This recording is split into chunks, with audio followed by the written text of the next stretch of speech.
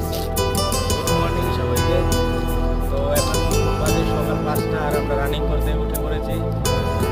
তোমরাও সকালে 5টার দিকে উঠো, উঠে রানিং করো, রানিং করে সব করো। পুরো সকালের যেগুলো ভিটাম আছে বা কিবা কিবি ওয়ার্কআউট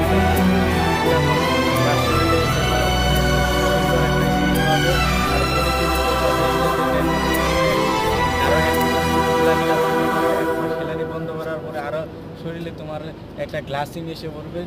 আর সবাই তোমাকে একটা করবে, আল্লাহ তোমাকে দেখবে যে তোমার শরীরে কিছু না কিছু একটা চেঞ্জ হয়েছে। 1 মাস হিলানি বন্ধ করো, 1 মাস তুমি রানিং করো, সকালে 5টার দিকে উঠো, তো তোমার শরীরে এমনি এমনি এনার্জি আসবে আর শরীরের চেঞ্জ একটা হবেই। আর তুমি